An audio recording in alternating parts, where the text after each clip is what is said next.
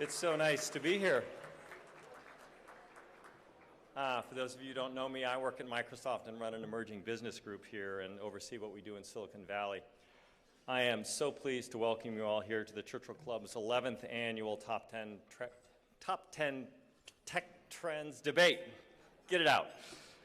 And this is a real thrill for me. I've, like most of you in the audience, been a fan and a friend of the Churchill Club for a long time and recently got involved with the board. And as the chair-elect and incoming chair, I have the honor tonight to bring our panelists up to the stage and to thank all of you for your participation. This is one of the highlight events in my mind for the Silicon Valley community. We bring together some of the brightest minds in venture capital, some of the most interesting people in the community who come here, all of you. And tonight I'd like to now take a moment and bring together our distinguished prognosticators up to the stage. So if I may, they should be coming soon. Vinod Khosla.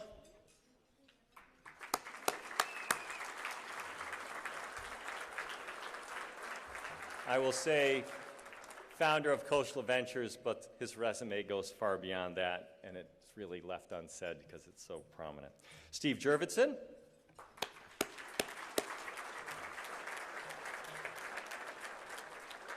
Managing Director at Draper Fisher Jurvetson. Ann Winblad.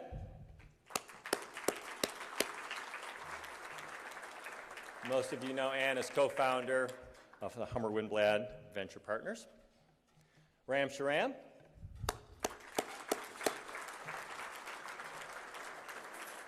Ram is founder of Sherpalo Ventures, but noted for many other things other than that, not the least of which is being one of the earliest investors in Google and currently on their board. And finally, last but not least, all of our favorites for this panel, Joe Schoendorf. Joe's a venture partner at Accel Partners and is never one to be lost for words. And as Karen already mentioned, we couldn't be more fortunate to have Jason Pontin here tonight, Editor-in-Chief and Publisher of Technology Review. Jason, one for everybody. Certainly no stranger to this stage and his background with editor at Red Herring and all the things that he's brought to the table, in particular helping with the program tonight. We want to thank you, Jason. And last but by no means least, Tony Perkins, co-founder of the Churchill Club, Editor-in-Chief of AlwaysOn, founder and Editor-in-Chief of Red Herring. Thank you, Tony.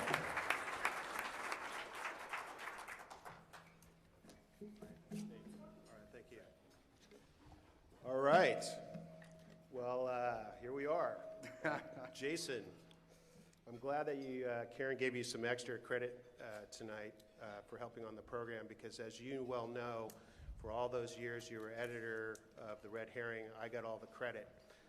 You did, Tony. Well, I did all the work. And you did all the work. I remember driving down 101 looking up at our headquarters with the lights on and your floor, and you guys would be there so late at night. Every night. And I'd be coming home from dinner, enjoying myself. Speaking of Red Herring, we have some, our alumni showed up tonight. We got Rafe Needleman is here, Blaze Zariga, who is Andy Ryans, June Sargent. If you worked at Red Herring, raise your hand. All right. that was the real Red Herring. Okay, and we got a great group of guests. I think, Jason, we discovered Steve Jurvetson, didn't we? We did discover Steve Jurvetson. And Tony, what did we call Jervy back in, I don't know, 1996 or something? Yeah, we said he was the John Doerr of the new millennium. And there he sits. Hey, that was a good trend that we were right about. In fact, he has replaced John Doerr, who, as I understand it, is too scared to show up. Now, Tony, let's behave. And then we got Uncle Joe. And he was, of course, investing when we were, children. Funded the cotton gin. And then we're always happy to have Ann, the lovely Ann Winblad, who was always forthcoming and good to us at Red Herring. And as long as she's at least has someone between her and Joe. We won't have to call the police. And then who else? Well, Vinod is such an icon that we can't tease him. But he came to the Churchill Club probably 20 years ago when I begged you to do it, and I think you were the CEO of Sun at the time, so it's always good to have you here. And then we have Ram, also known as the one-hit wonder. Oh, boy. Sorry, But Ram. Tony, it was such a hit. It was such a We hit. could have that hit. Okay, so what do we... So we have to explain how the voting works. He obviously doesn't know. Who knows how the voting works in the audience? You all do? Good. Tony, just for those who don't know, explain the red paddle, green paddle thing. Okay. One difference after 12 years is I have to wear my glasses now. Let's see. Okay. So, as I understand it, we all have red and green cards on our table. Is that true? And so, essentially, red means that you don't agree with the trend. Green means that you agree with the trend. So we're into, as Jason will articulate later, into what do we call that? Wisdom of the crowd. So your participation is very important. Of course, our panelists, including Jason and myself, have these little paddles, and so when we like something, we go green, and then as well as the other panelists, and then red means that we don't like it, and if you think it's kind of mediocre, you go like this. Okay? So, let me explain how the trends are going to work tonight. It's a little bit different from the way we normally do it. Each one of the panelists has one trend, which they get to propose, and we get to vote on as well. But we also decided that this year we're going to open the trends to the wisdom of the crowds. And we've selected 5 trends based upon venture funding, number of deals, intellectual property raised, and crucially, numbers of mentions in the press. I want to emphasize that neither Tony nor I endorse these trends, but they are what the crowd thinks is wise. I know most of these folks think they're kind of good and bad. And then finally, if we have time, the 2 journalists, Tony and I, have 2 bonus trends, which we're going to... Which we actually believe in. Which we actually believe in. Right. Thanks, Joe.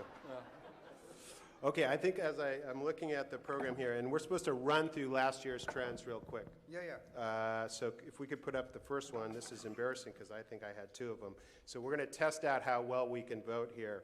The first trend, if we can put it up, was by the illustrious Steve Jurvetson, and it says, demographics are destiny creating opportunity.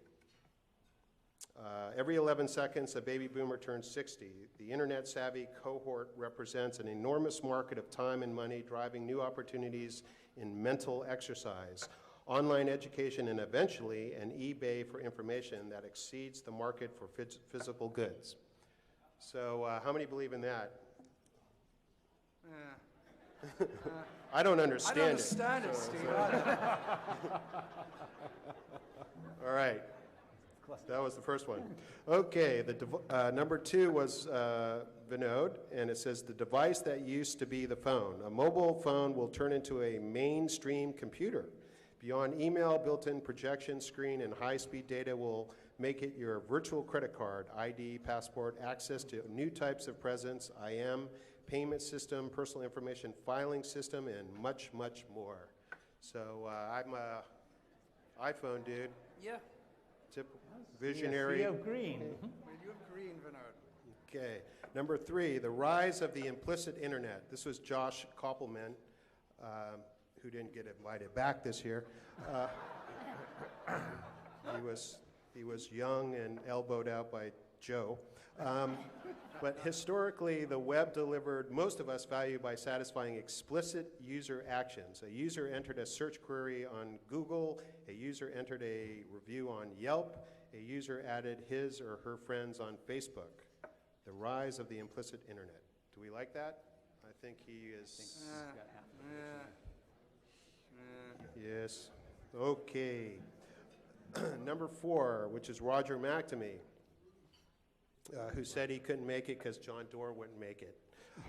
So we admire that. The mobile device industry's migration from feature phones to smartphones will produce even greater disruption than what the other PC industry experienced as it moved from character mode to graphical interfaces. It will disrupt the competitive balance with big market share shifts. Consumers will benefit from greater choice and lower prices. Well, I think both the mobile deals were good and continue to be good. Number 5, Joe Schoendorf, water tech will replace global warming as a global priority. Let's all raise our glass of water to Joe. The world is running out of usable water, and this will kill millions more people in our lifetime than global warming. So I'm a believer in focusing on water myself. Jason's not.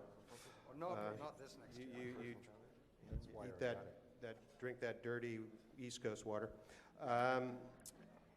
Evolution trumps design. This is Steve Jurvetson. Many interesting unsolved problems in computer science, nanotechnology, and synthetic biology require the construction of complex systems. Evolutionary algorithms are a powerful alternative to traditional design, blossoming first in neural networks, now in microbial re-engineering, blah, blah, blah, blah, and eventually artificial intelligence. Oh, that winner. Slam dunks. Jervy, dude. Okay, moving on to plain English. Fossilizing fossil energy, Vinod Khosla. Oil will have increasing difficulty competing with biofuels made from cheap non-food crops for transportation. Coal will become less competitive compared to reliable solar, thermal, and enhanced geothermal electricity, as both oil and coal's decline will be aided by higher efficiency engines, cars, lighting, appliances. Steve, what do you think about that? Okay. Vinod, do you agree with yourself? Yes, I agree with myself. Okay, good. All right. Now, this one I thought was good for Josh, the young man. Venture Capital 2.0. Venture capital has underwritten most of the transformative software and internet companies for the last 20 years. However, changing economics for both startups and venture funds, combined with changing markets, will have a dramatic impact on the venture capital industry. That's pretty good. It's been a tough year, right? Go, Josh. Yeah. You're here in spirit. 9, Roger McNamee. Within 5 years, everything that matters to you will be available on a device, preferably Palm, because I gave it millions of dollars. No.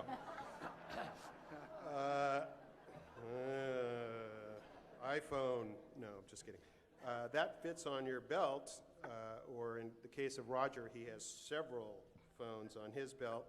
I think you called him a medieval knight at one time, Jason.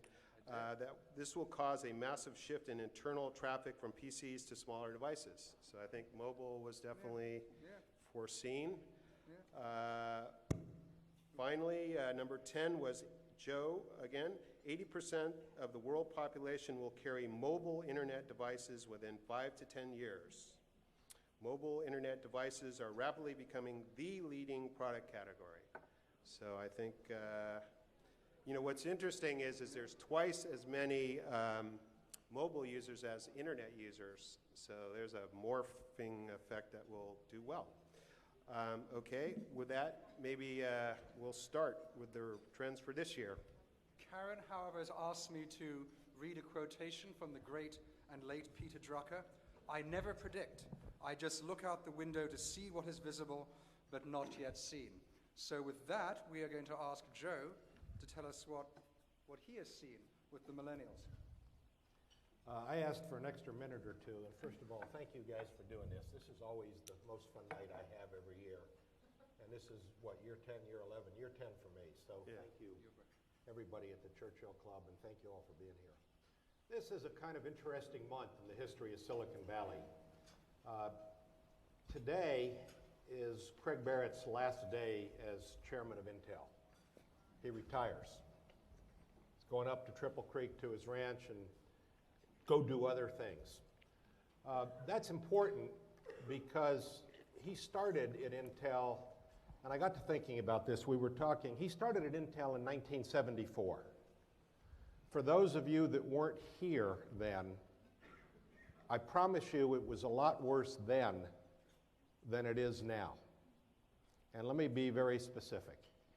He was a material science professor at Stanford when Andy called him and said, I've got a new idea and I'm working on it and I need a lot of help. Intel had just quit the RAM business. And it was a shockwave because they'd gotten out of a business that was deemed to be very important. And we were losing to the Japanese and the Koreans, and we just couldn't compete. The Palo Alto Times, which was sort of the precursor to the San Jose Mercury, ran a headline that said, Intel out, is Silicon Valley the next Detroit? Andy, of course, hired Craig because he said material science is going to be important. We're going to invent integrated circuits, and here's what we're going to do with them. And you've seen what Intel has created over the last 35 years. I said it was worse because what was interest rates then? Double digit, 15% probably for the prime. Inflation was double digits. The stock market had come down more than 50% off its peak in 1969. And when we got to the bottom, just to set a tone, wasn't for about 3 more years. And the bottom was kind of marked when the magazines, Time magazine said, they had a black cover, and they said the death of stocks. The Dow was at 700, and the backward PDE was 7 or 8 for the Dow 30. And then Business Week, not to be outdone, did another black cover 2 weeks later that said, one said the death of stocks and the other said the end of equities. And at that point, the Dow started a march from 700 up to the 14,000 it got to here. So we need another cover like that from one of your magazines, Tony, that says the end is here so we can keep going. Now, this is a special month for another reason because I actually think it's going to mark a major turning point in the Valley and in what the Valley does. And here's what I'm going to say. This month, graduation started in colleges like it always does in May. What's unique about this graduation is it's the first time in history that the graduating class, most of whom are 21 and who were born in '88, cannot remember being alive and not being online. Everybody in this room, and if there's somebody in 25 in here I don't mean to offend, we can all remember what it was like not to be online. The behavior of that single fact is going to begin to change everything that we do. It's going to begin to change who we employ, how we employ them, how we compete with them, and most importantly, how we sell to them. Eric Schmidt gave a speech at the University of Pennsylvania and at Carnegie Mellon this weekend. He did too. And I read, as I was preparing for this, I read one of the things he said. And he said, let me compare the generations, most of which are in this room, to the generation that he was talking to, the graduates. We had phone booths. You had mobile phones. We had Tang. You drink Red Bull. We had computer games. We played Pong. You have Wii. I started looking at some numbers about the kind of impact this generation is having on the internet, and I looked at one statistic. YouTube traffic on a monthly basis. Remember when we had the boom in 2000, Tony, and we were talking about how big the internet was going to be? Yes. On a monthly basis right now, YouTube is bigger than the entire global internet was in 2000. There's no point now at which YouTube doesn't pass on a monthly basis the best month the internet had just 9 years ago. And YouTube is driven still primarily by one age generation. And then I started curious and I said, okay, what's the world population like and how young is it really? And so I went to Wolfram Alpha. How many of you have used Wolfram yet? Kind of cool, isn't it? So Sunday morning or Saturday when it came up, I typed in world population by age. And the first thing I did is I got the US population and I found out the median is 37 years old. I said, that's too old. That's not going to make my point. So then I typed in world population, and I got world population median age 26 years old. Wow. Big difference. So half the world is under 26. And then I made a few calls and I said, okay, what's Facebook's median user? Because they're now what, 200 million 300, users? 300. 300 So million they're bigger than users, number YouTube. one on the web, et cetera, et cetera. And that's one of our companies, and I'm not here to promote it, but median age, 26 years, same as the global population. But 3 years ago, it was 20, because you had to be in college in order to use it. So how these people behave and what they buy is going to be as profound as any of the technologies that we talk about tonight. I told this story last year, but I want to repeat it because it makes my point. I've got a daughter who is one of these people. She's 21, she's at Princeton, she's an electrical engineer. When Facebook first started, we weren't allowed to be on it. You had to be a college kid. We were at Thanksgiving at our house. You know, my older daughter decided that Thanksgiving was not worth having if she couldn't be disruptive and start picking on the younger one. So she busted the younger one by showing us her Facebook page. Now, I had never seen the Facebook page of my daughter because I wasn't allowed to be on Facebook at the time. You never seen your daughter in lingerie either. And I didn't, oh. Now, there were no pictures on there that all of you don't have if somebody had kept pictures of us when we were in college. Except as a dad, I didn't like it. And so the next day, we were down at the beach at Big Sur, and I took her down to the beach, and I said, Megan, you're a smart kid. You're double E, you're at Princeton, you're learning to speak Mandarin. You know, 10 years from now, these pictures are going to come back to haunt you. She said, Dad, you don't get it. I said, Megan, I've known you for 18 years, and I haven't gotten it yet. What is it I don't get now? And she said to me, and she looked me in the eye, and she said, Dad, I'm not going to work for anybody like you. All of my friends are going to have been on Facebook, and the people I work with and the people I work for. And that's how they think about privacy. And I could sit here if I had 10 more minutes and talk about trends, but the winners are going to be the people that take the technologies that we talk about tonight and adapt it to that generation, which now represents half the world. End of speech. All right. Vote time. Vote. Okay, so we typically start with the panel. You want to give it a red or a green or a purple? Okay. Well, Steve, you're under 26. Tell us what it's like. So I have no question that this group of young people will drive the greatest wave of disruption ever witnessed. That last sentence is correct, but it's completely misplaced causality. They're not important, nor are they different because of internet usage. That statement is going to be true for all young people, and it always has and always will be. They drive all meaningful change. They invent new things. They lead political revolutions. It's not because of their internet upbringing that they're going to lead the revolutions of the future. And in fact, their internet usage isn't that different than the cohort just a few years ahead of them. And so what I would take issue with this is one of what conclusion do you take from it, other than we need more exclamation points and everything's changing. That's because as you go on, because of the accelerating pace of technological change, each of these disruptions is greater, right? So 20 years from now, the disruption led by young people then will be more disruptive than the one today, and the parents of those kids will be just as proud as the ones today. And it's that pattern that's more important, right? The technology change accelerates disruption, and that young people lead all meaningful change. The Apples, Googles, Hewlett-Packards, the companies that have lasting value, Microsoft, Dell, every company you care about was started by someone in their 20s or teens.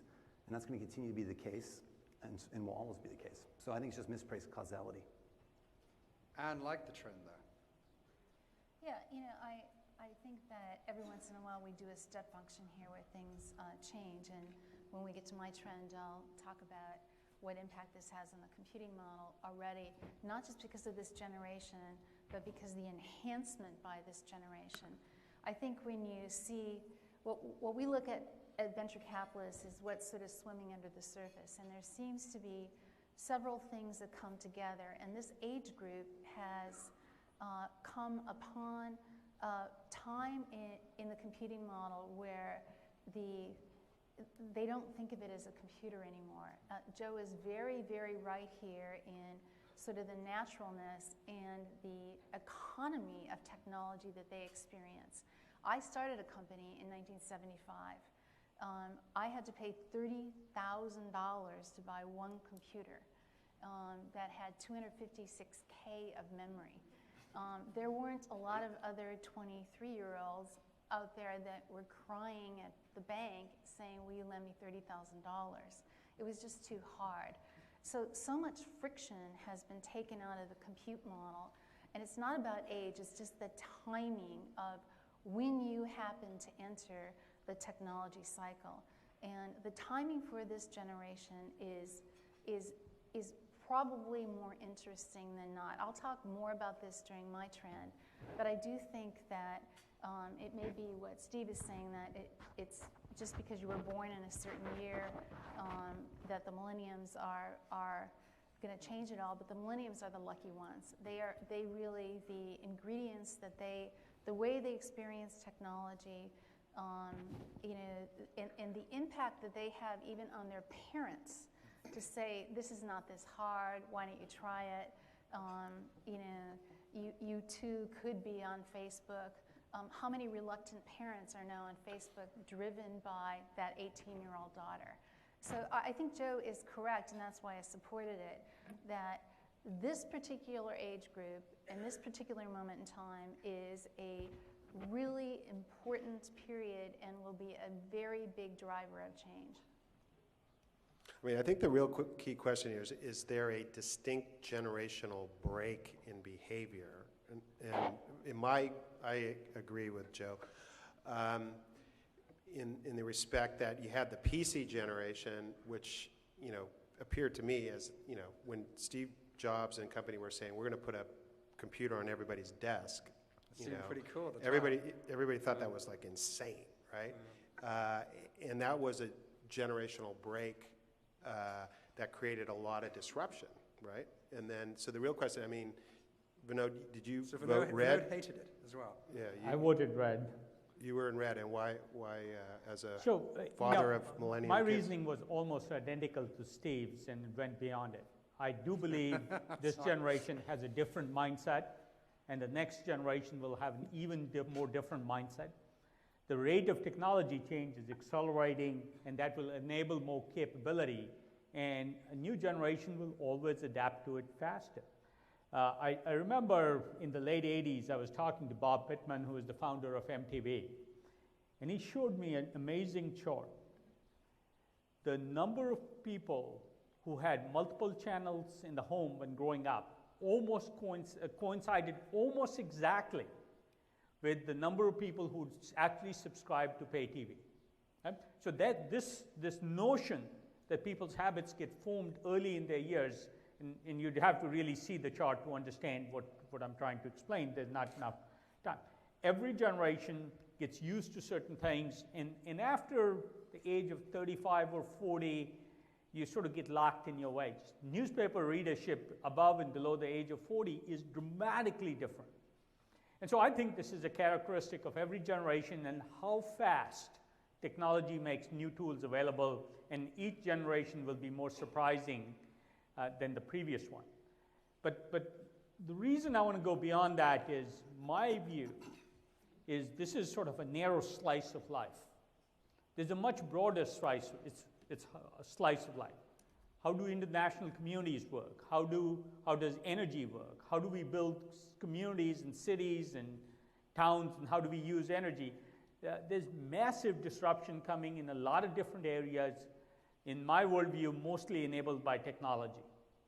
And so I think the change is much broader, and it's not just constrained to this particular generation. It's just one data point in time that feels surprising only because we didn't have it. And Ram, how did you vote? I voted yes, and while I agree there's disruption going on in other markets and other segments, I do think that this is a discontinuity that's fairly significant in that, let me give you a couple of examples. In the morning when I wake up, our generation used to read newspapers instead of read them on the internet, or they were reading physical newspapers. I get clippings of the news service read on the iPhone by my daughter, and these are little links saying, you just need to read these 4 stories in the New York Times today. And then my younger child, who's 3 years younger than her, is editing a story, a book on her iPhone. I couldn't even use the iPhone to read my email, let alone edit a book. So I think yes, I understand the causality point, but this is such a change that I think it's going to enable a whole new set of applications we've never seen before. Whether people get to make money on it or not is different. I just think that this is a huge change in the way people are using technology, and one generation that's using it is using it completely different from this next generation. And perhaps some in their 30s are aspiring to use it the way that our kids are using it, but those of us that are in our 50s are not even close. Yeah, let me ask a closing question here before we open up the vote to our audience. But as venture capitalists, I guess it'd be focused more on consumer-related products and services. Do you, Ann or Steve or any of you, are you prejudiced towards 20-somethings when they come into your office? And Absolutely. do you feel more prejudiced towards younger? You mean when Zuckerberg at 19 walked into our office and said, I have an idea for this social network, Right. Did we like it? Yeah.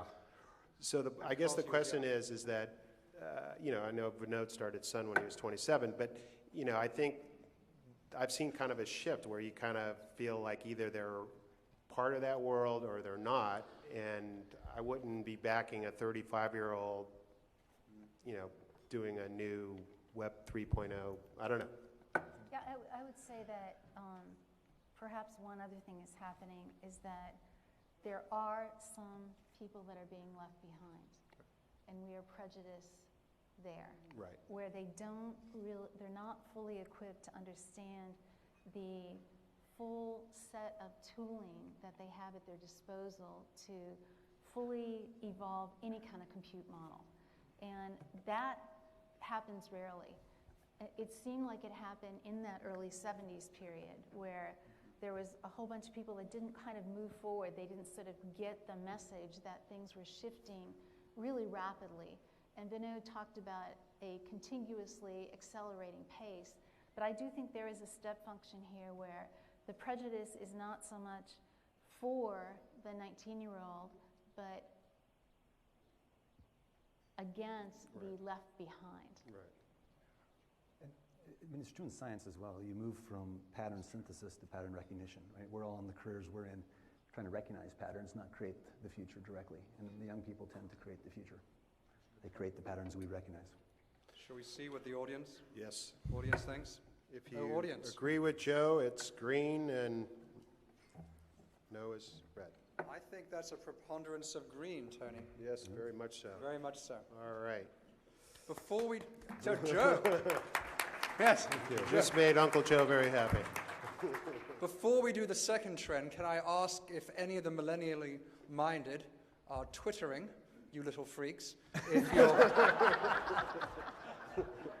if you'll please use #CHC, and then Karen can maximize her social graph. So, seriously. Yeah, So if you don't understand what he just said, you've been officially left behind. If you don't know what I meant, you're not going to get funded by any of these people. Yes, yes. So if we bring up the first crowdsourced trend, this says advanced batteries will be the most popular alternative energy investment in 09 and 10, and in the medium term will provide the best returns amongst all alternative energies.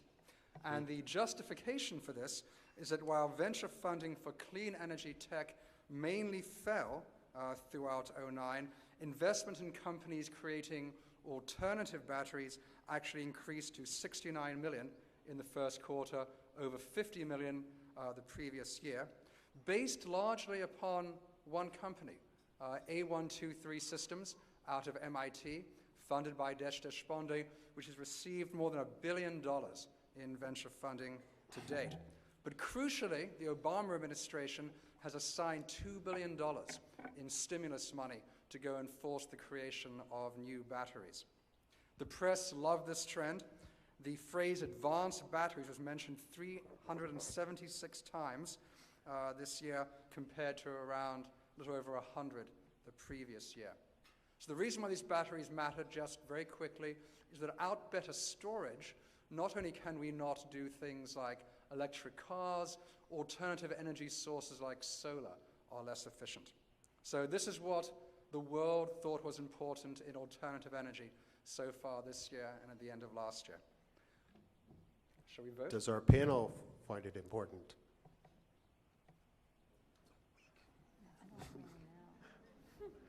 I know it's hot, but are we just fanning ourselves? Wavering minds. Okay, Vinod, you're a green dude. What do you think? Well, batteries are clearly important, but no question they're a very important enabler of a lot of things. And most people don't realize they're probably a more important technology for wind and solar than wind and solar are for wind and solar. Yeah. And the reason is simple. Today, if you're producing wind and solar power, you're saying to a large utility, I'll sign up a 20-year contract and ship you power when the wind's blowing or the sun's shining. That's not exactly comforting to a utility where the governor calls if you don't have enough capacity. And so batteries are the solution to that. Now, I use batteries generically. They could be mechanical, they could be electrical, they could be electrochemistry, could be any one of those things. And that set of batteries is very different than batteries for your car, for example. Their mobility is important. So it is fashionable, it is important, we'll see a lot of activity. There's a lot of different battery segments. I'm not smart enough to, I sort of read it fairly technically and said the most popular alternative energy. I don't know if I'd describe it as the most popular, but it's clearly one of the important trends. And again, too many different markets to go address. Even among grid storage, there's 3 entirely different markets. One is for when a big load like your ski lift comes on and off, there's huge surges. Grid stabilization is a very different market than storing wind power at night and delivering it during the day when there's peak load. So those are entirely different markets with very different characteristics. And so sort of a nuanced answer. That's why I was wavering a little bit. But I do think it's a very important category. I would also add most traditional views of batteries will change. Yeah. If I were to guess 10 years from now, I would guess pretty unlikely lithium-ion batteries will be important, which is contrary to almost everything you hear from everybody else. What is the alternative? I don't yet know, but you're starting to see enough sparks of innovation that we will see new ideas. You could see completely for grid batteries, it's entirely something else called flow cells, most likely, but in fact, even there's so many creative ideas floating around that have nothing to do with electrochemistry that if you call them batteries because they store energy, yeah, you can call them batteries, but they may be electromechanical systems. Maybe one more comment by Steve? Well, sure. I think I agree exactly what Vinod said, but maybe taking it a little further beyond just wind and solar. He meant to also say the smart grid. To realize the potential of that, you're going to need distributed storage. And so, as you mentioned, the market segment's very different. The needs are different. And I think the pace of innovation in the storage devices is, in some cases, leading to all kinds of new markets and opportunities that otherwise couldn't exist for renewables and for the smart grid.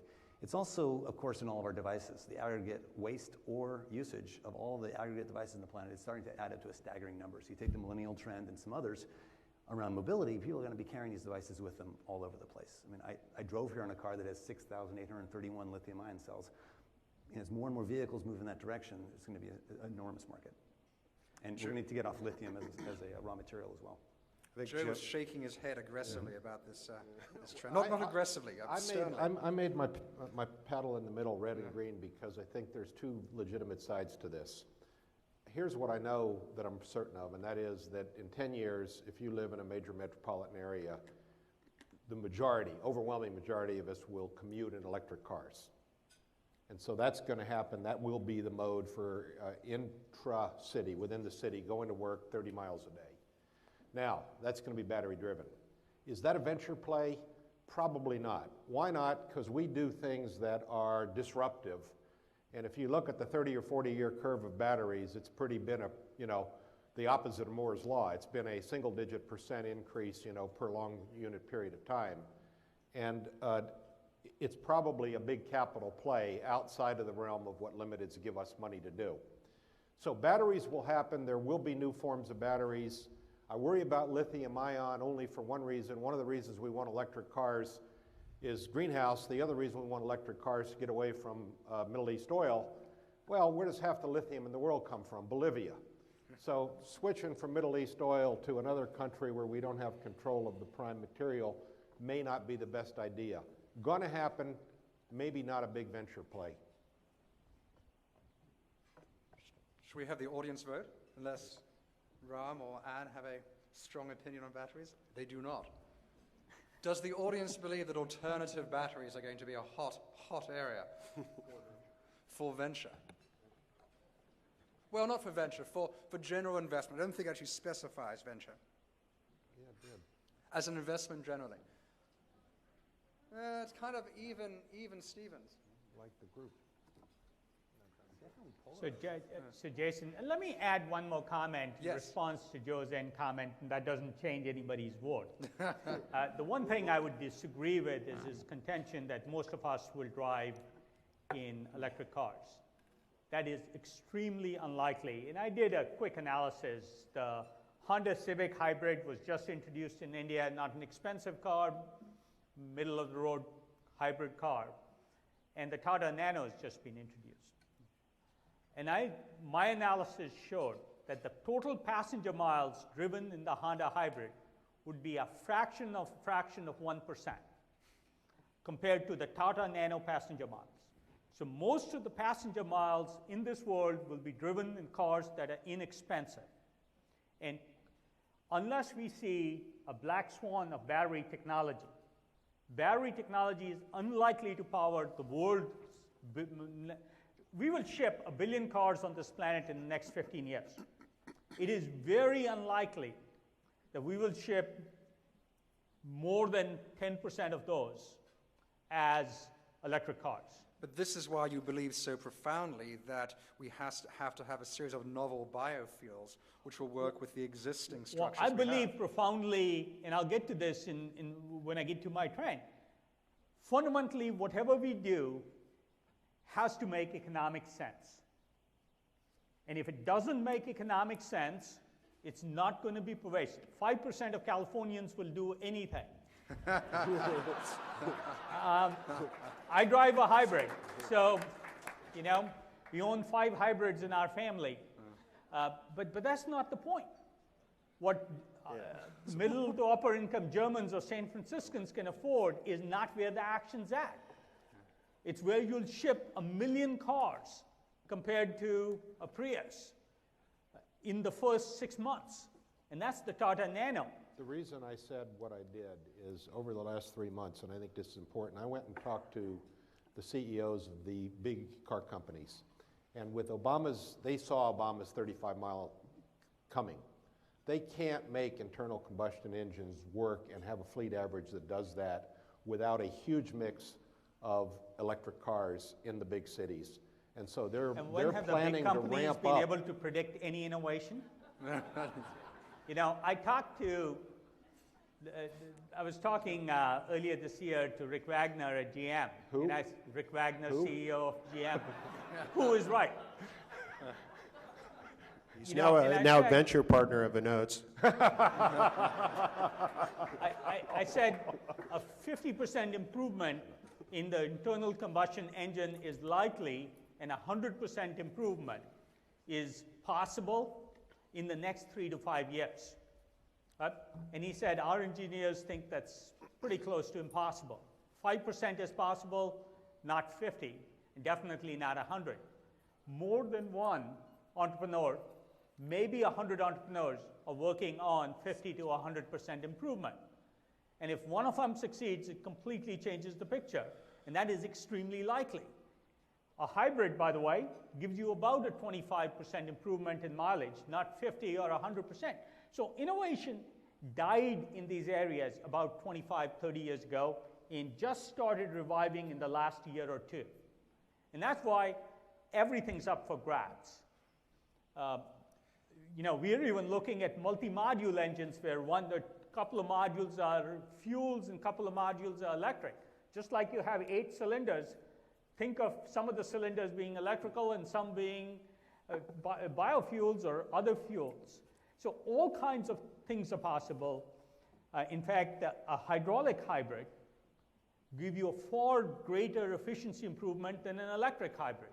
Easily get 100% improvement by just changing the transmission to a hydraulic transmission, which has energy storage capability. So I could go on and on. There's lots of innovation to be had. But Can you should not, I want the last word here a minute. No, no, no. I don't know how to make money, but I'll tell you how to lose money. You lose money by betting against Vinod. That's But in true. this case, I disagree with you. So And we have 7 more trends to go to. So I am going to obey my hostess and encourage Anne to give us trend number 3. So I guess is it up on the screen? Okay. Joe talked earlier about the millenniums, and certainly this is the only compute model that they know. If we look at what's happening and the velocity of this, let alone the quantity of data, the computing environment is becoming more and more distributed. It's faster, it's more accessible, it's more virtual, and data not only increases in amount, but it's also more crunchable by more users. We've introduced in the last year the elastic compute model, concepts like cloud bursting, raw computing power is accessible and cheap. Storage is free. A virtual machine is 10 cents an hour now. And that is the new reality of this compute model. So what it means is that for the enterprise, all the dark matter is occurring at the unstructured data interaction, whether that's one-to-one, one-to-many, many-to-one. It also means it brings in all sorts of new issues in the compute model, which for us as investors means new opportunity. Whose data is it being fought by a number of companies today? Is it yours? Is it mine? Is it ours? What does privacy mean in the unstructured data environment? What does security mean? To my knowledge, there's not one established company that even knows how to categorize unstructured data at a great leverage. A year ago, we thought that you should blog. I think someone declared today that blogging is dead. This is all real time. It's not sort of a pile of data that comes in a batch. It is increasing velocity. One analyst referred to it as the dark matter of the enterprise. And some of this is obvious. A lot of companies aren't standing still.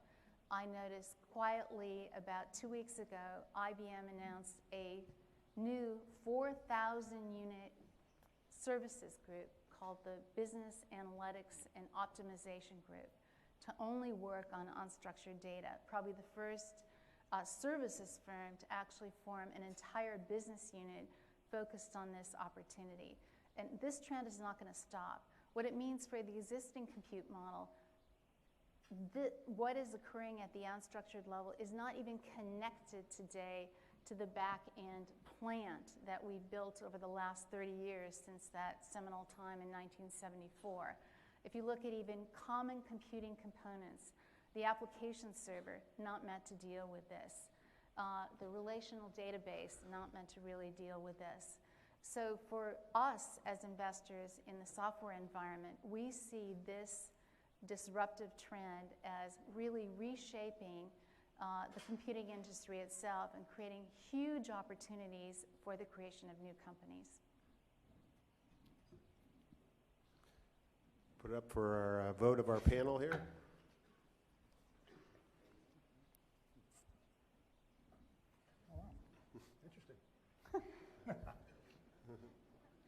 Okay, Steve. Well, okay. What do you have to say? I'll try to be brief. Slow it down. Okay. Come down to our level, Steve. No, I think this one's easy in my mind, in that to be a top 10 trend, it has to, at least in my mind, be a scintilla of something new. And so, no offense, but this trend has been repeated 1,000 times over the last 17 years. It was first promulgated by IBM 17 years ago, then stated by Oracle in 1996, then written up exactly as worded in a Merrill Lynch report in 1998. That was picked up by Gartner, Yankee Group, IDC, and every other research group. Gartner stated again in 1995. it hasn't really changed for over 17 years. And so it may still be true. And I think there are opportunities, as there were, but Oracle's been aware of it for over a decade, and it's been stated as a trend for over a decade. And that sort of disqualifies it in my mind. That being said, we have companies like H5 and others that are going all over this and taking advantage of it and finding that, yes, it is true. 80% of the data in the enterprise is unstructured. It's true that's in consumer internet and in just about every context you can look for, and that's where the business opportunities lie. Vinod. So I agreed with Ann for a very specific reason. I agree with Steve that this has been around and discussed for a long time. Yeah, but I disagree with your assumption that just because IBM's been thinking about it, there are no 19-year-olds in IBM, I wasn't saying that. right? So it will be a different approach from a younger generation. Let's focus on a simple user need. Today, you think of a website and you go to the website. That pyramid needs to be inverted. Google was an attempt at inverting that where you search for what you need. I contend that there's a massive opportunity, and it'll most likely be based on unstructured data, which is things find you and your proxy in the network. Based on unstructured data and your behavior, decides what gets to you. So it's almost like every one of us will have personal assistants in the network, virtual personal assistants, that sort of sort, filter, select based on behavior and unstructured data and relationships and friends and Facebook networks and all that stuff to come to you. Now that's unlikely to come from IBM. It is unlikely to come from somebody who's thinking about it in a very structured way. It'll be a new computer science PhD project someplace, another Larry and Sergey. So I actually think there's a lot of information to be had, and more importantly, a lot of value to be had, because the next big thing all of us need is data reduction. The amount of data we get is exploding, in some new approach to reducing that information flow to just what we want. And that's going to be based most likely on something like what Ann talked about, probably in some unsurprising way. So Jungle was an experiment in unstructured data, because back in 97, 98, what we were really doing was trying to mine unstructured data for information about prices of, at that time, the beginnings of e-commerce on the internet, for DVDs, for books and music, and so forth. And it was a hard problem. It continues to be a hard problem. And the level of preciseness in terms of the results you get if you engage a personal agent or whatever on the internet to go find the data that you want for you, needs to get much, much better for it to be a better user experience. So the challenge is going to be, will there eventually be a team that comes in with a product or a solution that really works for consumers and the user experience around it is really great? Then I think you will have a huge success. But there is no question that this is a big opportunity. It's much bigger than the opportunity with structured data, clearly. And data reduction, Vinod is absolutely right, is a big theme, because we all suffer from too much data. And Ram, look, Google targeting advertising at you is an application of unstructured data. They have reduced the vast universe of potential advertising they can throw at you and selected it down to the ones that might be interesting. That's just the first baby step in where we will go. Right. Yeah, I think if you really, when Steve looks backwards at these trends, I mean, what people were counting is things like email. They were just counting the bits. They weren't evolving the compute model at all. Even if I look at one of our companies, Omniture, which is a very successful public company, effectively, if I'm looking at the Walmart user site, it's quite possible, because of them running real-time A/B analysis, that the Walmart site I'm looking at is different than the one Steve's looking at. And in real time, it will be. It already is. And so the integration of really breakthrough mathematics, you know, even social algorithms here, we're really just at the start of that. And that was never even conceived of when those Merrill Lynch reports were written. Joe has a remark. He promises me it will take 10 seconds. Well, I think Steve was a little bit unfair. I think we could take every trend up here today, and we could find somebody with Steve's IQ who thought of it 10 years ago. Turned on you. So all these ideas have been around at some level. What's going to drive this now and why we're getting to the knee of the curve is because of the rate at which places to store this data are happening. Eric said in this same speech on Sunday that the graduate 10 years from now would get an iPod that had 85 years of video on it, running 24 hours a day. You'll store it on the iPod of 2019. So as you've got that kind of basically free infinite storage, that generation that I just talked about is going to fill it up. I think the audience gets their chance to vote. Did it change any of the panelists' mind? I'm still... Green. It's green. Good. Oh, sorry, do it again, guys. Very green. Very green. Tony, I think you have the task of doing the next crowd. Okay, the Crowdsourced crowd says that wireless broadband will be one of the only IT sectors to see increased funding this year and in the near future, fueled by demand for faster, better networking, but also by government subsidies. The communications and networking sector was the only IT sectors to maintain steadily increasing funding through 2008. This year, the trend continued, with the sector doing better in Q109 than Q108. The leader was broadband wireless internet service provider Open Range, which received $100 million in the first quarter of 2009, one of the largest investments this year. The government plans to provide $7 billion to accelerate broadband deployment to rural areas. Wireless broadband was mentioned 2,429 new news articles last year, compared to more than 3,000 new news articles the year before. So do we have fast enough wireless networks? All red. All red. Obviously not crowd pleasers. Referendum on our portfolio. It's also fairly boring, and we need to get back on Thanks, schedule. Jason. I really like doing that trend. Oh, that I was do really not fun. take responsibility. The crowd. Joe, you guys do wireless. Any wisdom here, or is this This is a purely trend. boring This and is- stupid? This has happened. This is passé. Passé, and that's what you feel? Are we happy with our network performance? No. No. We're not. We'll never be. Okay. We won't be next year or 10 years from now. But are you happy with your PC performance? No. Okay. Well, you're a power In fact, user. my word has gotten slower over the last 25 years. Everybody here would agree that on the best performing day, the iPhone service from AT&T is horrible. And the Right. rest of the time, it's crappy.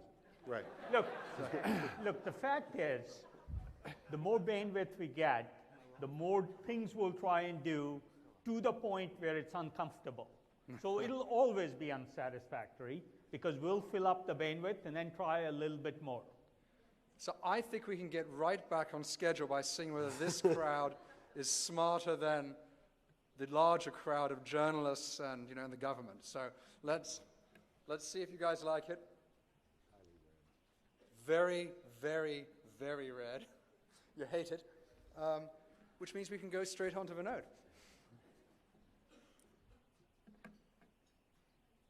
So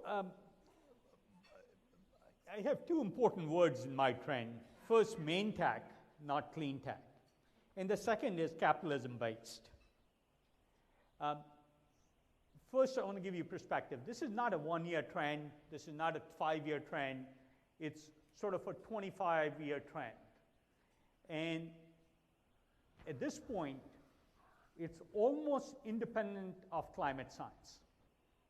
I happen to believe climate science is probably right, but even if climate science was completely wrong, there is enough momentum for enough laws to be pushed through globally that we will have a carbon-constrained economy.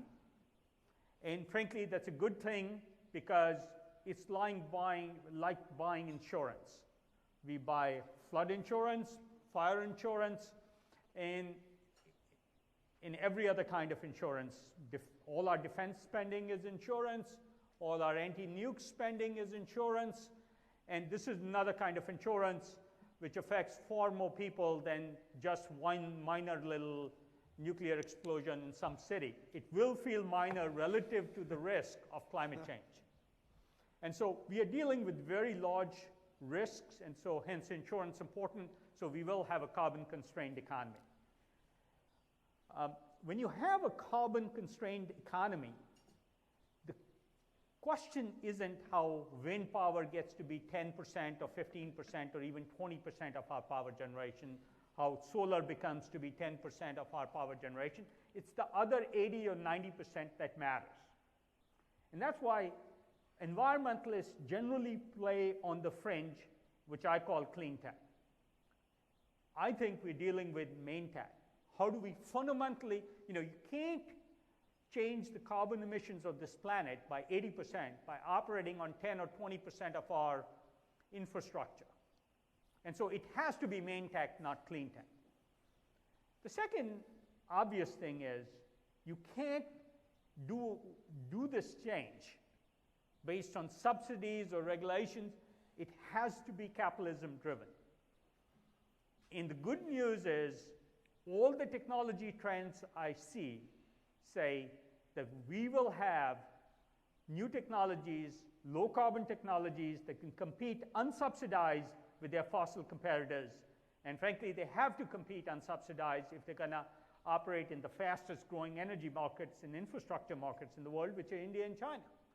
And so this subsidy constrained legal world is just a starting hatchery for the technologies that will sweep fossil technologies away, and it'll be a long-term trend. So capitalism is important in this trend, unsubsidized market competitiveness is important, and to get away from clean tech into main tech is important. So stop there. Oh, panelists?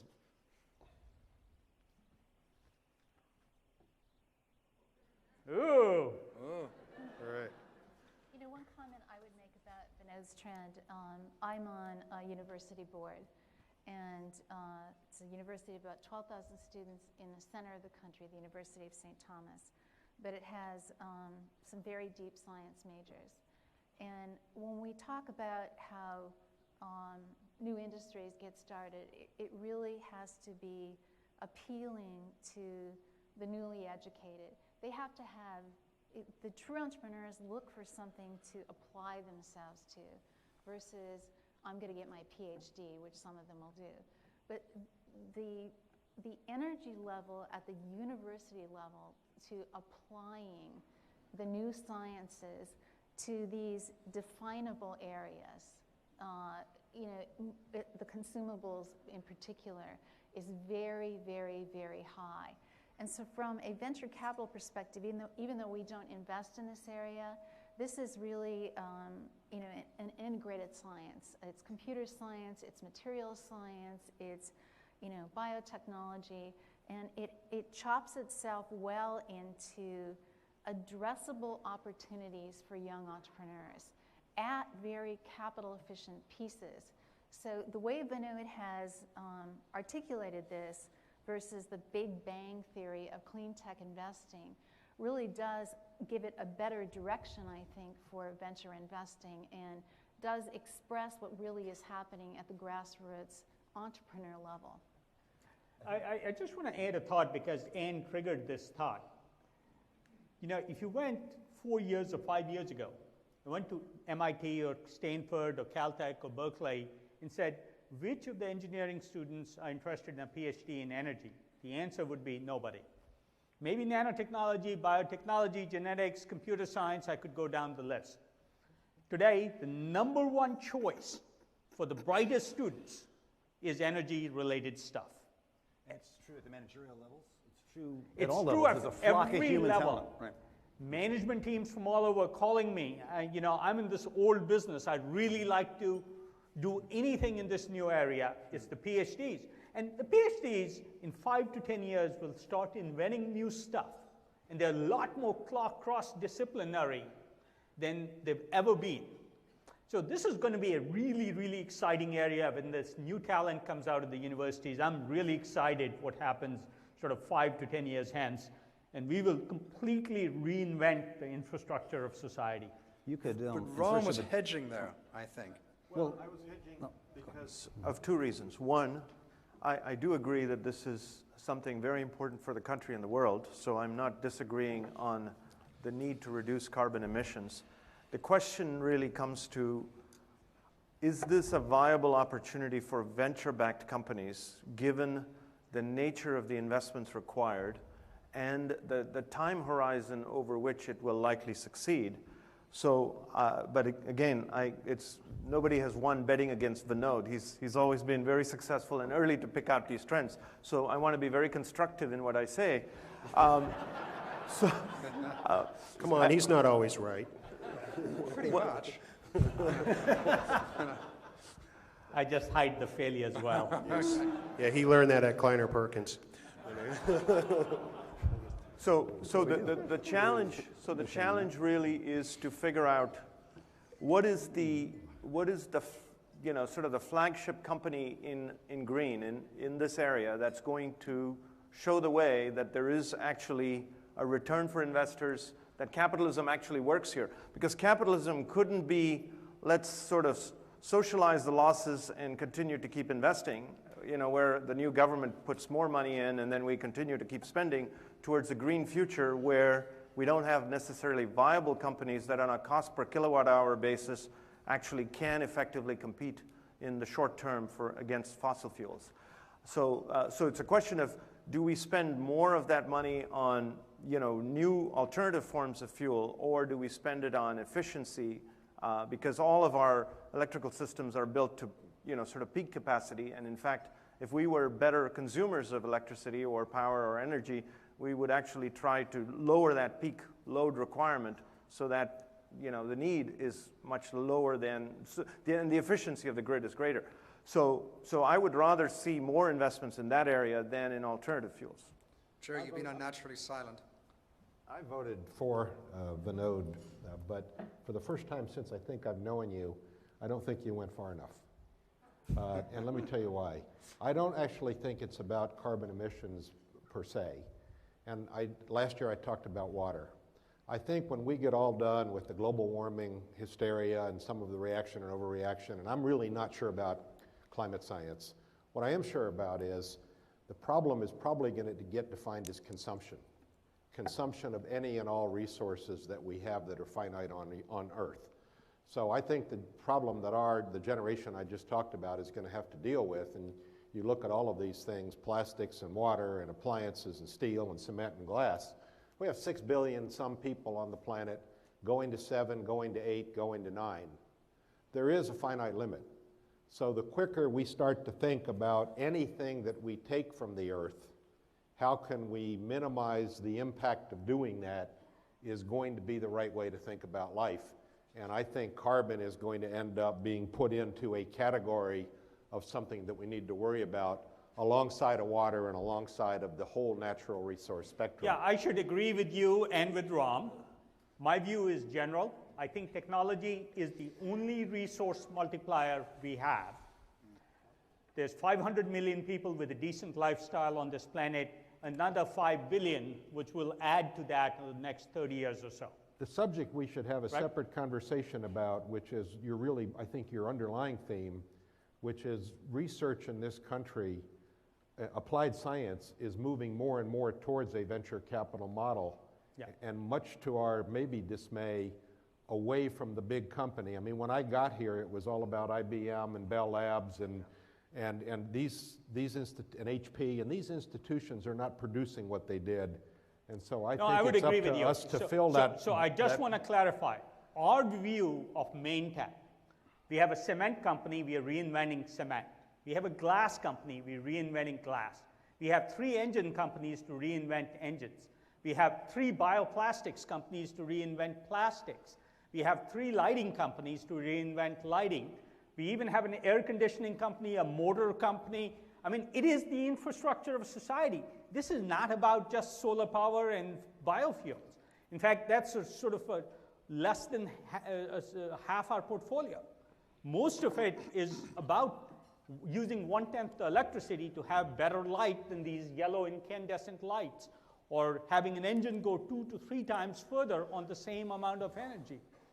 Or, so, I think we're all in Yeah. agreement. I mean, the innovation is led by startups. A lot of these are eminently backable, and I think you will see some of these flagship IPOs in the next couple of years that makes this trend a true one, and one I fully agree with. In fact, it's been driving our clean tech investment theme for about the last 10 years, not to rely on any subsidy or government regulation for survival. And perhaps for a term, you could use green tech, right? Yep. Which is often bandied about, that the green is the bottom line, right? Not the So the just environment. curiously, are the companies you're backing in main tech in the United States, or? most of them, though not all, originated in the United States. There's many great scientists and ideas. You know, one of the fundamental things about this area I find is it's based on PhDs. So we're trying to hire more PhDs into our firm. It's back to basic physics, chemistry, biology, reinvention of those things that went away into the backwaters when everybody wanted to do computer science.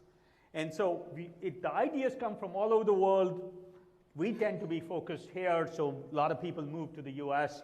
In fact, I joke, I'm one of the few Indians insourcing jobs into the United States. Get Shall the we- new model down.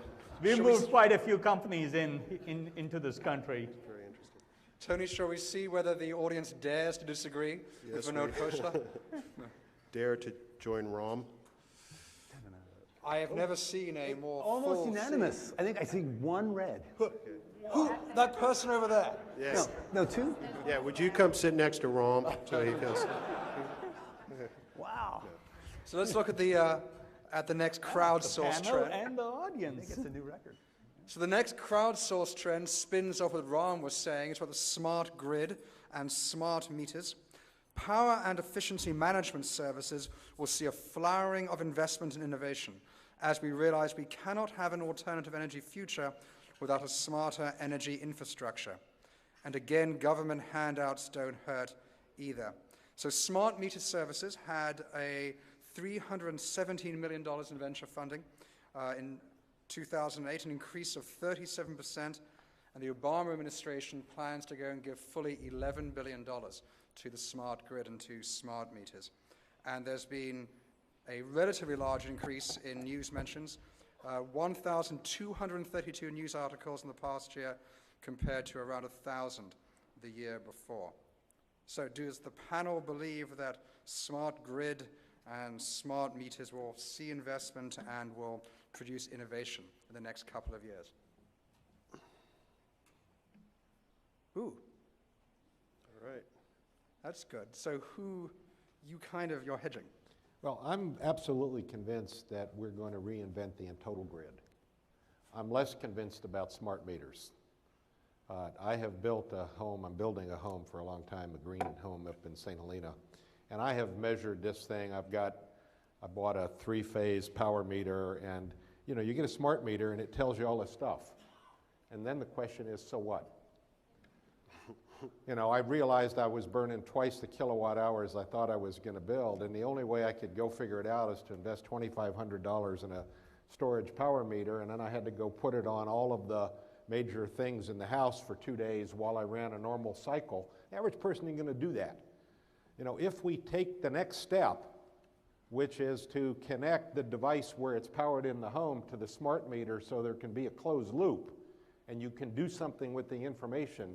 Today we're hyping this smart meter so it'll tell you a lot, but we haven't begun to think about the problem in terms of what the so what is. That's why I went this way. A smart meter connected to a mesh network is where, it makes sense, because then you could turn on and off devices and use them, the high-power devices you use when, it does And not that gets peak. into home automation and Yeah, all the things we've right, been failing right. at for 20 years. No, but it Brought also to gets you- into networking that we know well for a long time. Brought to you by PG&E, who is one step below the post office and the telephone company is a good supplier. So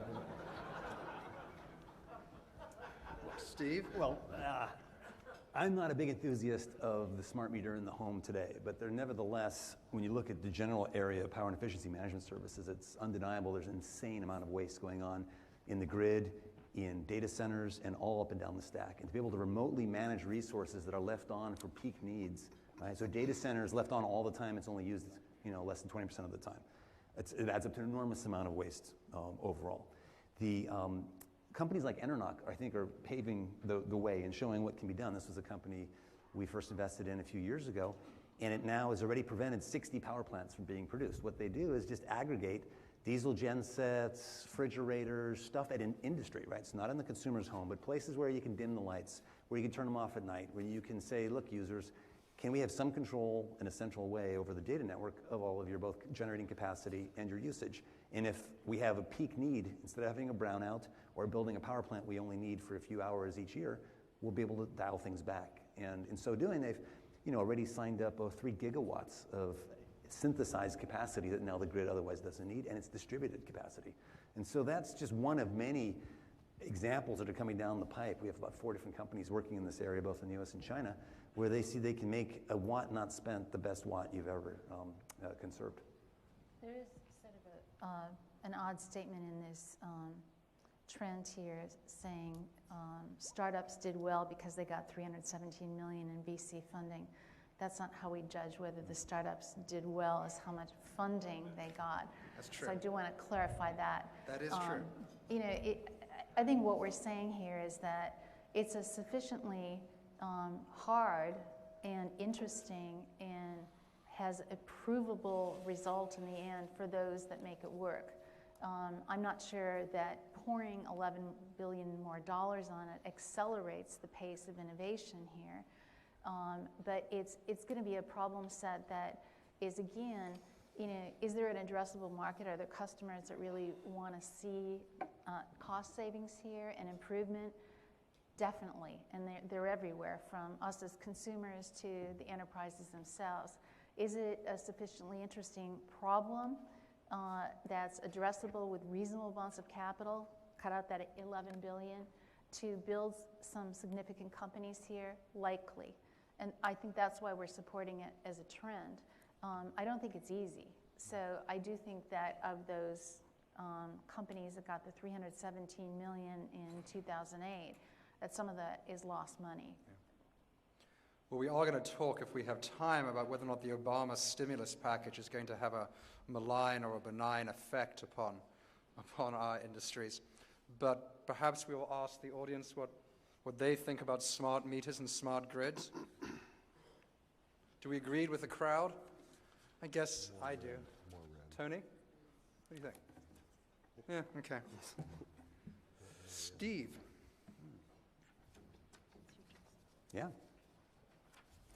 Great. So run with it? Run with it. Okay. So perhaps like Vinod's forecast, I'm trying to look a little farther out than just the next year. So I think there'll be some important trends from this that play out in the next year, but it's more over the next 5 or so years that I see this having an impact. What is it referring to? The distributed web, the aggregate power of all of you. What you think, what you do, your daily activities will have some pretty profound impact, not only on large media properties of the past, but also telecom industries, and I'll try to end with an example of one forward-looking example, search as we know it going forward. So what does the trend say? That innovation occurs at the edge. This is true in biological innovation, it's true in startups. It's not the warm center of the sort of thinking or a centralized model, but people out on the fringe, sort of as metaphor. More precisely, what I'm referring to is the power of you. So, user-generated content is already obviously more important than the centralized media of the world, right? Most of what a teenager reads today is written by someone they know, which is kind of astounding. It speaks perhaps to Joe's point. We're inevitably moving down a path where the aggregate creation of many authors is more important than a few centralized media outlets. If you think about where information is spread and how people communicate, you look within social networks, it's again amongst clusters of small social graphs, a group of peers communicating with each other within a social network, not all reading the same centralized star topology of information flooding out from one place. And recently there was a Nielsen report just a couple of days ago showing that sure enough, as you suspected, more time is spent on social networks than email. So we've reached that tipping point already. Now that's the past. What I think is interesting about the trend is how can you leverage this from a business sense? Where are the opportunities for new entrants to make some money off this, to aggregate and take advantage of this capability at the peers, out at the nodes, out at your client desktop, as opposed to a web server? And one of the interesting things, I think, is that although intelligence moves to the edge, whether that be web services, whether that be client software on your iPhone and iApps, whether that be peer-to-peer networking and what you can do with that, that's a trend that's been going on for many years. But people haven't really figured out a business model. How can you take advantage of all that aggregate output that's out there? In fact, the concept of crowdsourcing is one way of thinking about that. How can you rise up one layer and say, how can I take advantage of the group? I mean, the fact that half of this year's trends were crowdsourced, if you will, is, I think, one indication that things are tipping for the first time. So how do you take advantage of this federated group? Let me give maybe just 3 quick examples. In the area of content, let's say you're a media property. Let's say you want to reach women on the web. iVillage has been trying this for 10 years with a centralized model. And recently they changed, but for 10 years they tried the centralized model, and they were stuck at around 16 million uniques, meaning it just wasn't that compelling to women. I don't know how many of you go to iVillage regularly, but in aggregate the statistics say they're not the winner. They were number 1, they're no longer number 1. A new entrant from 2005 came in called Glam, an Accel portfolio company as well as one of ours, to be fair. And they aggregated all the long tail, all the little blogging sites, all the user-generated content, rolled them up and provided an advertising model, a business model, for all that content that was going unmonetized. And they rose within 2 years to be the number 1 women's site. 1 year later, they became a top 10 property on the internet, according to ComScore, right? More than Facebook, more users per month than many of the companies you've heard of. And certainly within their demographic, right, which is aiming just at women, they exceed the traffic of all traditional media properties combined. iVillage, Yahoo Women, AOL Women, Condé Nast, and just about every one you can think of that was targeting women. Add them all up, this one user-generated content blogging aggregation play gets more views per month, 100 million a month. Pretty amazing. And they are just one example, right? There's countless examples of this. If you're Facebook, right, very interesting story, right? How would you best advertise on Facebook? We're just now learning that you don't, let's say if you're BMW, advertise to someone who says, I like BMW, I have one. Much better is to look at the social graph and advertise to the person whose friends say they're interested in BMW, but they don't. They're more likely to be a buyer than an already existing customer or enthusiast. And we're just beginning to see the beginning of this. I think UGC will trump centralized content. I'll be more brief in the second example. Telecom, $1 trillion a year services industry, radically restructured. One day you will not pay a phone bill as a separate bill. That is just a truism. It'll probably take 20 years before we look back and say, oh yeah, I once paid a phone bill. Just like one day, today you look back and say, I once paid an email bill. You used to pay for email software and you used to pay an annual $5 subscription fee. It's just a data service. Telephony is just a data service. Video conferencing is just a data service. And when Skype spins out of eBay and goes public in the next 6 months, which they claim they're going to do, you'll finally see what they've always dreamed of, which is mobile communications. Right? They were Europeans, for God's sake. They never thought you'd speak with a computer. Right? Their founding vision was Wi-Fi handsets, and it's been the carrier's perpetual attempt to crush Skype that has prevented that from happening. And because eBay is a multinational corporation, they have to kowtow to the carriers and their overt pressure. A free standalone company, you'll finally see the Wi-Fi phones. They're always meant to be. Whenever you're at home, work, or anywhere you got Wi-Fi, you just talk for free. And that'll be, of course, the catalyst for changing the entire telecom industry to data services overlay. Last example, looking forward, something that hasn't been announced yet, but there are a number of companies working in an entirely new way, a better way to do search. You hear some rumbles about it around Twitter and other products that can give you the real-time web. What's hot right now? What's going on right now? The blog search engines don't quite do it. They're getting better. What you'd really love to know is where are people surfing right now for certain types of search, not information search. The Wolfram Alphas will still have a role, Google will still have a role, but there's a kind of finding of information that's missing out there. And if you think about it, a lot of that has to do with web crawling, the centralized model. Build the big data center, heat it, put tons of energy into it, and try to know everything from the structure of the web, the founding vision of PageRank. Much more effective would be, what if I knew what actually was going on in every browser, where you were actually surfing? If I could preserve privacy, yet watch where people surf, where do they spend time, you will get recency for free. You'll avoid spammers and SEO kinds of problems, the search engine optimization game and cat and mouse game that Google has, so that all the bad results around IRS searches and stuff that have been notorious would go away for free. You get the deep web for free, Craigslist, eBay, things you didn't even think to find out in your search engine because you need it to be very fast and not put a load on all those sites that ban robots. You get all that for free too. So all the problems with search are solved if you instead distribute the entire search engine, have no servers, have no crawlers, and federate the desktops of many individuals in what they do day to day. There's companies like Wowd that will be soon releasing a product in the US. It's right now only in Europe, and others that are pursuing that vision, and I think it would be quite exciting. It may fail, but if it succeeds, I think it would harness the power of the collective wisdom of the crowds in a way that you can't do with just algorithms and centralized servers. I think you all are smarter than any one computer. That's the trend. The panel must We vote. have a panelist vote. Wow. Joe has abused his position next to me to demand the first word, which I I granted first him. read about this trend in 1982. when Stuart Brand and Larry Brilliant were putting together the well in Sausalito. But if I understood what you said, Steve, which would be the first time, I agree with you. Remember, Steve was in second grade in 1982. I think it was probably 1998 when we funded Napster.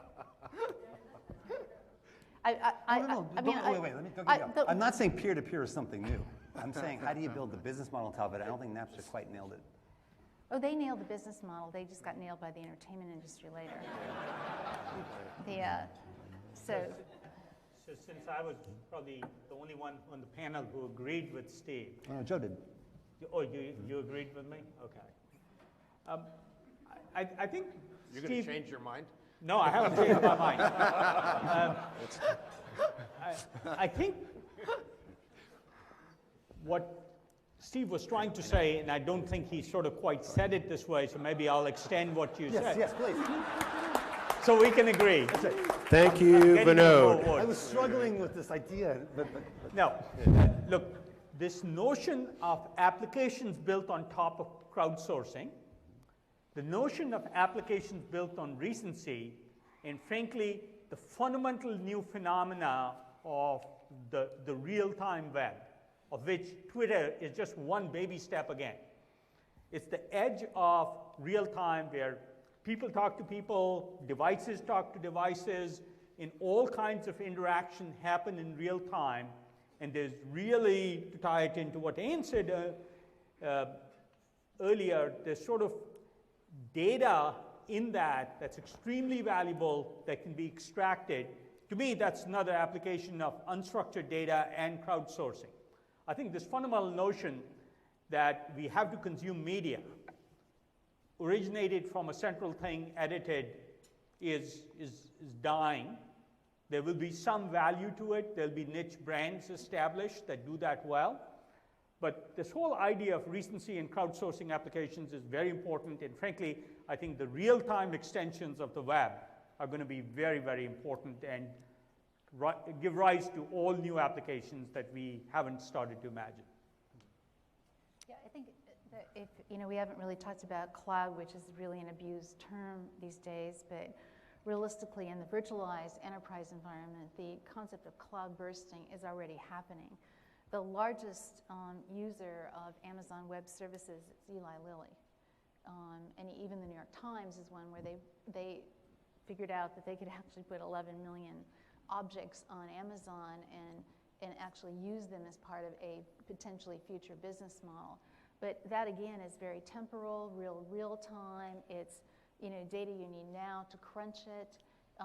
It really is, when you talk about distributed, it's even more distributed than the fixed distribution that Vinod has talked about, because it becomes the virtual web as needed in the cloud environment. Was it a compute service that you're referring to, where they just, Eli Lilly uses the cloud, uses EC2 to Yeah, they use do it that work? as a temporal So it's compute services. Yeah.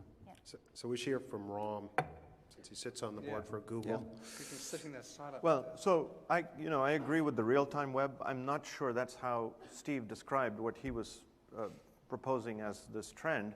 So, the real-time web, in terms of new data with recency, is very, very important and should be something that's searchable, just as news is searchable every minute or every 10 minutes.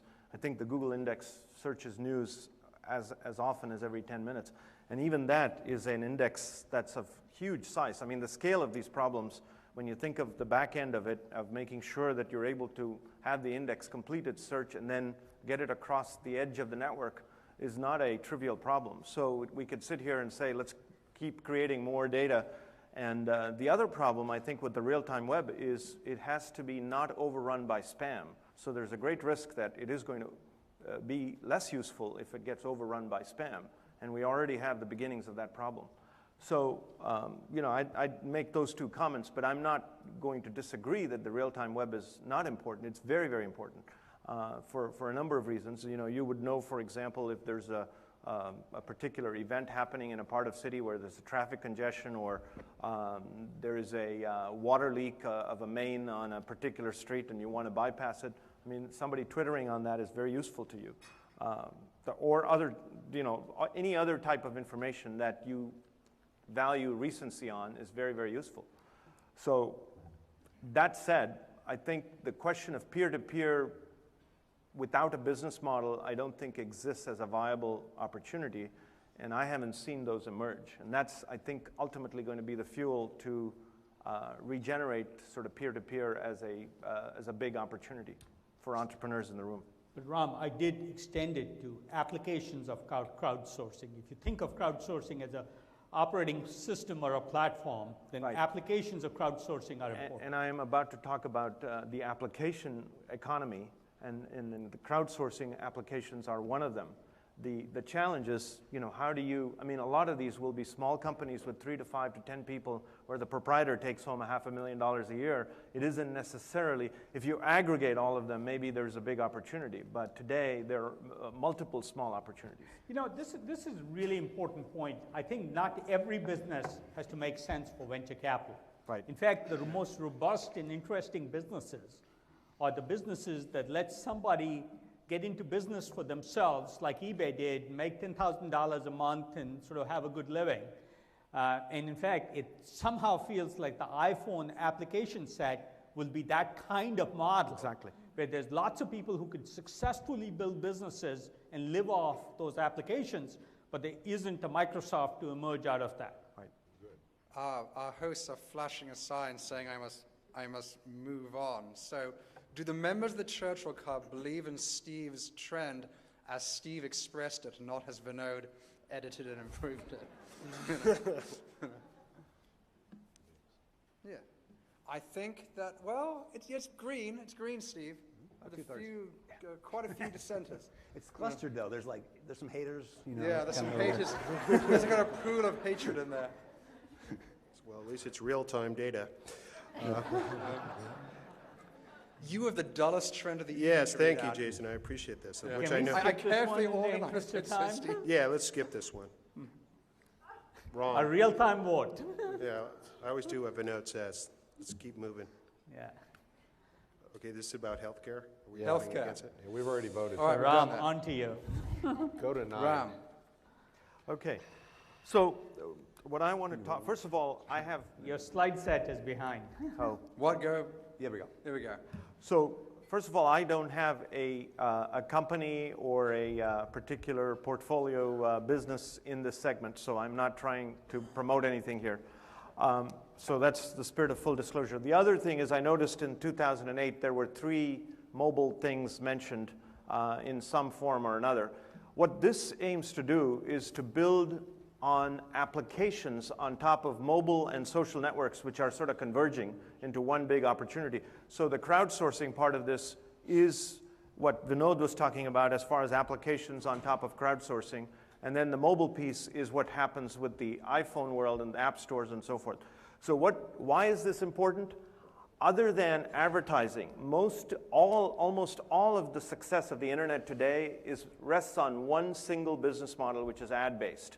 And you can even take Amazon into that. I mean, I was at Amazon for a number of years back when we were shipping physical products and we thought we were going to make money that way. Today's Amazon makes money by building a marketplace where essentially every one of those links that take you to a product is in fact an ad. So, and they essentially revenue share. So you can call it revenue share or you can call it an ad, but it's the same thing. They make more money on not shipping goods, but referring customers to other goods that they want to buy than shipping goods out of their own warehouses. So most of it is based on this ad model. There needs to be a new model if there needs to be more and more growth. And I think that new model is emerging in the form of applications. So in the last year, there were over 3 billion applications downloaded on the internet, and most of those were either on social networks or on phones. So if you think about that, that's 40 to 50 million daily active users. Now, today, less than 5% of them are paid applications, and that's okay because the trend is increasingly towards paid applications. Now, the average application that a user pays for costs The same as iTunes. It's 99 cents up to $2.99 or $3.99. I think there's a threshold at which the user won't pay. For example, many of you have call waiting on your phones and you pay $3.99 a month. Do you even use it once a month? You don't. But you don't think a second time about paying for it because you want the convenience of it. In this case, a lot of users will pay for applications up to $2 or $3. And so there's this new app economy emerging that I think will become an important trend. Now, there are lots of little companies in this space. There is not going to be a big winner, at least none that I can see. But if you aggregate all of these companies, it's equivalent to $1 billion of revenue and perhaps a $10 billion market cap business. So it's a viable opportunity. It's real. It's out there. It just will not support large companies today. So I would say that this is a trend and a real trend, and one that will continue to grow, because you know for sure that as Facebook grows and as the smartphone industry continues to grow the way they are, there is going to be a need for new revenue sources to support these companies and these activities. For example, as voice rates continue to drop, you can see the flat rate data plans are actually filling the gap in revenue for the AT&Ts and the Verizons of the world on the one hand. On the other hand, you know, the Facebooks of the world are going to need an application-based economy to support their business over time, because it's clear that ads are not going to support that model. So this is why I think this is an important trend and one that on which you can build real companies. Panelist? Wow. And why do you disbelieve? Well, I mean, I agree with this being, you know, a lot of cottages, so a cottage industry. 10 billion isn't that big when it comes down to it. So I think it's really, really interesting for small businesses. Today. 10 billion is today. Yeah. I think it's really interesting. You know, I still think there's a lot of friction in this model for the mobile phone. They're called carriers. And you know, that's why people don't use most of this stuff, because you know it's impossible to actually figure out what you have on your phone or how to use it. I think it's possibly the one thing I do agree with is in the coming decade, but it seems like it's got a lot of friction to this model still, and also I completely disagree. I think user interfaces are being optimized. I think you've got better operating environments on these phones in terms of the browsers and so forth. The applications are easy to download and use. We are at the beginning of this trend, and the beginning of it is already a potentially $1 billion revenue stream with probably 3,000-4,000 little businesses being supported under it. I think it's only going to accelerate. Now, whether it'll support venture-backed companies, there I have to agree with Ann. It's probably not a venture opportunity. If you're coming out of a university today and you're a smart person and you've got a computer science degree, you know, you're going to send your resume to Google, who's not hiring, or Hewlett-Packard, who's not hiring, or Cisco, who's not hiring in the U.S., or any other great companies, or you're going to do what about 100,000 people did and go off and write an iPhone app and see if you can't make a buck. It's the new world. An interesting question is, where would, you know, we've been talking about the mobile opportunity, which I agree with, because, again, I quoted earlier, but there are twice as many mobile users, phone users, as people use the internet. So if you say, hey, all the phones become internet enabled, that doubles the amount of internet users, which is a huge ramp. But where would we be today if there was no iPhone? You know, it just seems like iPhone was like this breakout, out of the nowhere technology that is. That's what it always takes. But if you go to But we couldn't have countries like predicted India that and like 2 China, years ago. Yeah. It's just kind of interesting. Nobody did if you go back through the last 10 years. I think we're too U.S.-centric in our thinking here. If you travel around the world, they don't have Ron's iPhones, and completely they're using a lot of data applications on there. The other thing on walled gardens, I think those walled gardens of AT&T and Verizon are coming down because they're seeing revenue, they're seeing dollar signs, and they're saying we're going to open up our networks to these applications. And they will do revenue share deals, and they will build their own app stores and take the 30% margin on it. And as the iPhone prices come down to much lower levels, and Apple can no longer make money on the hardware, which is the big place where they have been making money, they're going to need to have these applications be the source of their revenue. particularly in emerging markets, it's mobile devices that are going to be driving the future. You go to India and China, the devices that are used could not be less like the iPhone, and yet they are becoming very quickly the dominant digital platform. I want to go and do the 10th crowdsourced trend. Oh, no, we have to vote on this. I'm sorry, forgive me. I'll read Ram, I'm sorry. change my vote. You changed your vote? Change my vote. Whoa, that's all green. Ram, you've scored, I think, the hit. There's still some haters. There's some haters over there. Those BlackBerry users. So I want to do the 10th crowdsourced trend quickly so Tony and I can do 2 trends we really believe in. So this is about the e-reading devices. This is that electronic displays will be the hottest investment in hardware this year and the next as startups compete to create the thin, flexible, colorful screens of the future. So 28% increase in venture funding since 2007. And not a single one of them likes it. Oh, no, wait. It will be a huge growth area. It will quickly get commoditized at the hardware area. So what I take issue with is the hottest investment in hardware. It's not going to make anybody any money, but we'll all have one. That's right. It's like an oxymoron. You know, hot hardware investment. Those 3 words don't ever go together. It's a conversation we were having about MIT earlier. That's true. I was trying to get a hardware trend in there for folks. Let's go and see what the audience thinks of it, and then we'll move on to. You see, you guys think you're smarter than the crowd, which is good. Get a unanimous red vote? No, there's some greens there. There's contrarians. There's a green person at the back. Okay, so Tony, let's do our bonus trends, because I know that people on the panel feel kind of passionately about them. Oh, good. I'm You have glad to you do. identify whose trend it was. So They're number both our 11. trends. We both believe in them. Yeah, so the first one is DC, as in District of Columbia, will prove to be a poor VC. Venture-backed companies, industries will continue to be the largest contributors to job and wealth creation in the United States. The federal government's attempt to fund new technologies will pale in comparison in terms of long-term ROI, and in many instances will have a negative impact by over-flooding bad ideas with lots of money. So the Obama administration is planning to give more than $87 billion in stimulus funding to technologies. And you can make a very good argument that regarded only as macroeconomic policy, this is a bad idea because investment in technology tends to take a long time, doesn't create much in the way of jobs, and in fact, in the short term can actually eliminate jobs. But more than that, the Obama administration is doing something unique in American history, with one exception. They're reaching deep into the technology industry to select specific technologies which they wish to fund. And I propose, and I know Tony agrees, that government is a particularly poor judge of new technologies. And I can think of 3 examples where governments have tried to do this with very bad examples, very bad results.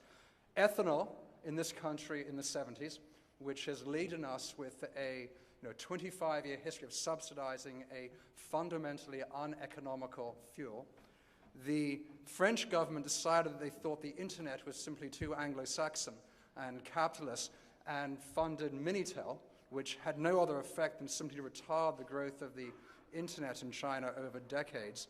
And then finally the Japanese, at the very height of the PC revolution, as it was beginning to bubble, decided that they were going to fund their way out of their decline by investing in the supercomputer industry. So I am an East Coast member of the media liberal elite and find our president as dreamy as the next man. But but despite that, I cannot with any conscience think that the technology provisions are anything but really bad government policy. And they appropriately positioned me on your right. And I actually like this trend because I think there has been this feeling that somehow there's this great hope out there in the government is going to take us out of whatever we've been in. And there's really a lack of the use of the bully pulpit in Washington to talk about what America is really about, which is the people in this room, it's risk-taking, It's, it's free market capitalism, it's initiative, things of that nature. So I'm just kind of sounding the warning bells that, all this money that's going to be spent isn't necessarily going to put us in a better spot. It's really entrepreneurs that will do that. And the point is, we have a method for doing this in this country. Government funds discovery research inside universities, and technology transfer departments and venture capitalists pull it into the market. These people are called risk capitalists for a reason, and it's worked in this country for 50 years. Of all the damage we're doing in Washington, this is probably near the top of the list. Let's think about it. In 2000, we had what, Dan, 1,050 venture firms in the U.S. We're down to 550, so we're about 50% off. We don't have a problem of capital, and we need to get back to a model that's going to work, we probably need to get rid of another 50%. We probably need to get down to 200 to 300. I'm hearing lots of challenges. I am not hearing a challenge that says what we need is more capital. And for the government, who is as far away from the problem as anything, to be deciding what has to happen, we all know that the best ideas happen at the entrepreneurial level, and they come to us. And that's the model. And all the great companies started that way. Can government screw up markets by overfunding, or? They can't do anything but. Tony, didn't you write a book about this? It was called The .com Bust? Yeah, the internet bubble. Can the panelists vote on Tony's and my trend just to see if they think we're right? Sure. Ooh, Ram disagrees. No, I'm sorry. Oh, you're sorry. Okay, I'm going to claim victory. Violent agreement. I got to go to the airport. Well, I want to see what the audience thinks. We're in the heart of Silicon Valley. I know you all love him. I love him too, but Speak for yourself. by a large agree with a few people who want some of that money. But no, again, I want to say that, as much as when we interviewed Al Gore and we had no idea what he was talking about back in the red herring days, I think that his inconvenient truth, which, of course he won a Nobel Prize for science fiction for, actually... You promised you wouldn't, Tony. No, I know, but I'm just saying that actually that was a good thing, because I think it's an example of a leader, standing up and saying, hey, we got a problem here, let's go think about it. But it didn't have to do with anything of government spending money. So I think Obama, as charismatic as he is, can do a lot of great things by cheerleading on, the entrepreneurial system, as opposed to feeling that, the only solution is spending. Does that mean when they get this money and they go do a road show, if they ever get that far, they're going to have to take the Secretary of Commerce with them on the road show, or a government official? I mean, this is... Well, forget the road show. I think the greater risk is if the government steps in and starts to invest capital in businesses where they want to pick winners. I think there's a great risk that they're going to pick companies that would otherwise economically not be viable and continue to keep funding them. Right. So the only possible justification is there are a large number of actually very attractive alternative energy companies who have been particularly hard hit by the decrease in oil prices, which we actually do want to fund as a bridge to the next era. Vinod, do you think that there's a justification in funding at the moment uneconomical energy companies? Like his? This is a very complex question. Nuclear power would not be viable other than its subsidy. For a technology where 90% of the cost is upfront costs, almost every nuclear plant is subsidized with federal dollars, both in this country, in France, and other places. And at 15% rates of return, nuclear power would be uneconomic. It's about $6,000 a kilowatt, when coal power is $2,500 a kilowatt. And the only difference is the coal guys have to have 15% rates of return, and the nuclear guys get federal loan guarantees, so it's 4% or 5%. Same thing, you can look in any one of these areas and find hidden subsidies. There isn't an oil lease that's really auctioned off at market prices, for example. So there's all kinds of hidden subsidies. Should we push particular technologies? I don't think we should. We talked about smart grid. The fact is, smart grid is an interesting category, but is it among the top 5 that should be paid attention to? No. Why? Because a smart grid can reduce our demand by 10 or 15%. But in fact, new renewable generation could go to 50%. And so there's much more leverage in other technologies. Having said that, providing incubation support where certain industries are interested in keeping them down or out is helpful. So some level of sort of hatchery is valuable. I think the easiest way to do it is based on carbon constraints, because that's what we are trying to achieve, rather than pick technologies. One thing you realize is there are favorites in Washington, and they don't always make logical sense, but it's sort of not the best choice, but is it a decent second best choice? If done smartly, it could be. I do think the potential for significant damage, as Tony said, absolutely exists and is likely to happen. Don't you have to separate the government putting money into research, which is a good thing, versus the government putting money into venture? Give me an example of one company that's been subsidized, that's gotten great venture returns. It just doesn't happen. Okay. This is about venture capital. So I absolutely agree we should be funding a lot more research. I don't think anybody would disagree with that. I think there's certain categories where the government's supporting nascent industries. Wind wouldn't have gotten started had it not been supported. It's getting fairly viable today.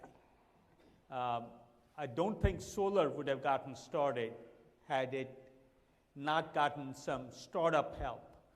I personally like to tell people in Washington, don't support anything after more than 5 years or 7 years.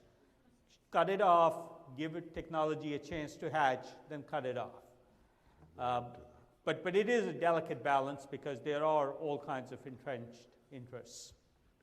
Tony, the signaling we must do our 12th trend and wrap it up. Yes, which is all yours, buddy, our attempt to keep our jobs.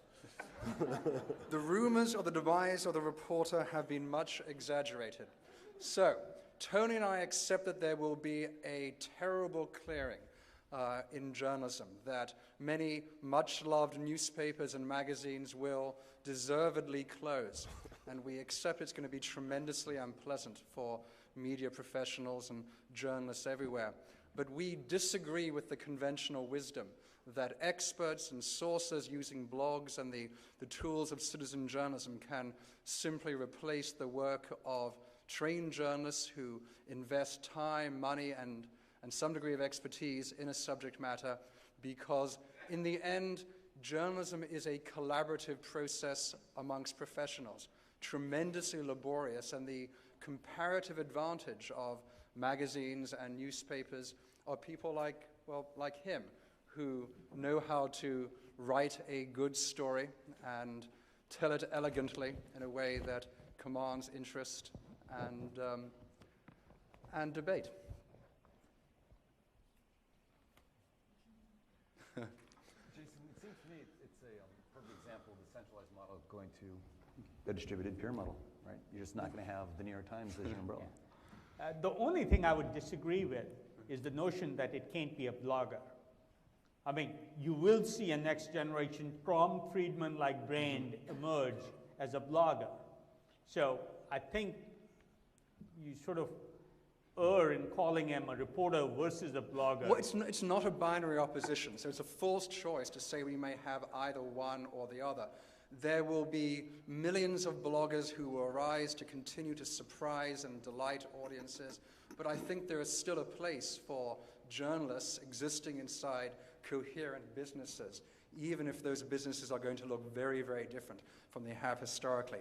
Ram is signaling me desperately, saying he hates me and everyone I work with. Well, I think the issue is, I think journalism as we know it, with fact-checking, who's going to go report the Iraq war in Iraq, not in their living room in Santa Clara? Who's going to tell us about both sides of an issue in Washington on taxes, for example, or anything else that requires deep introspective research and fact-checked reporting, I think journalism as we know it will not survive if the New York Times says it costs them $350 million a year to keep the newsroom going with the journalists and the pay and everything, and they're making $150 million in revenue from it. So there needs to be a solution. Today's solution has been, they've been lucky enough to find a billionaire with a big enough ego every year who wants to put some money into it so that they can wake up and say, I own a piece of this paper. But that's not the long-term solution. I think there needs to be a solution, whether it's micropayments, whether it's the pendulum has swung too far where the consumer expects everything to be free. Some of these things cost money, real money, to run a newsroom, and I think we owe it to ourselves as citizens to have good news, good reporting outside of, with all due respect to blogs, and there will be a Friedman in the blog world.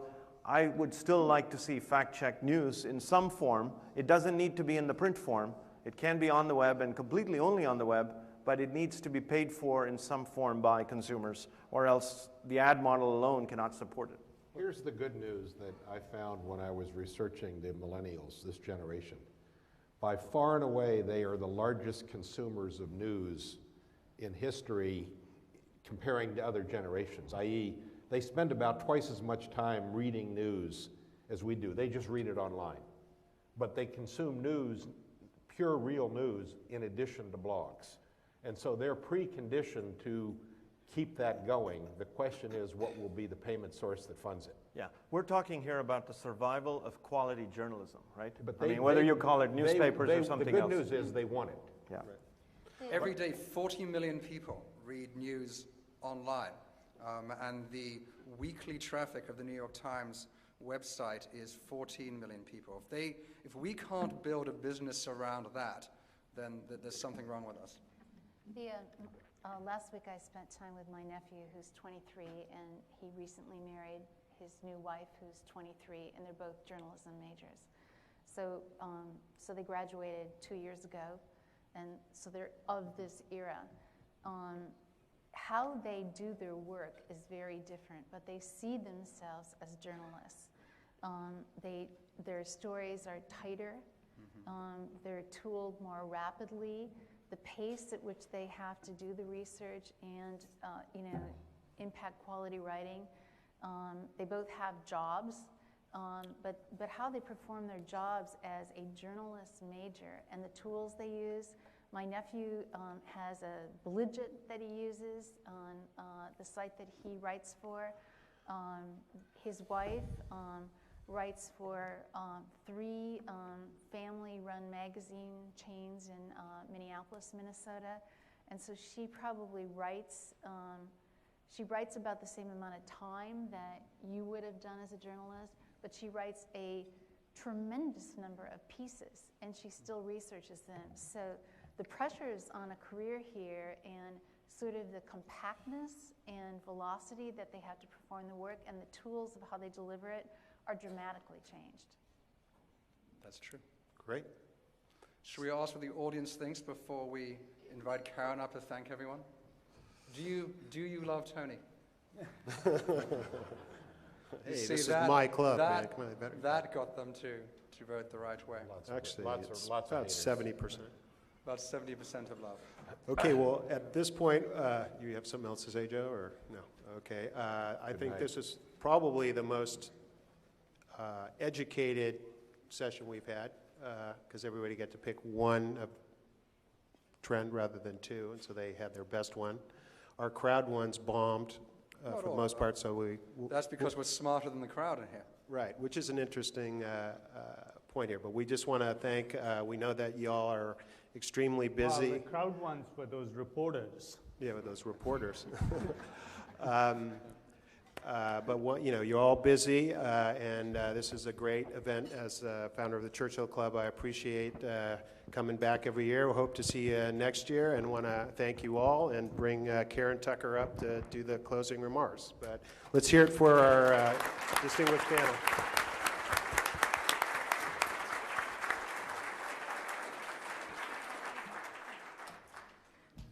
Guess I can just use this. Thank you very much all of you, Vinod and Steve, Ann, Ram, Joe, and of course Tony and Jason. Thank you all for coming.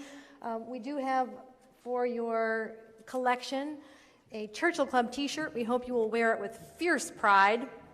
And we'll see you all at the next meeting of the club. Good night.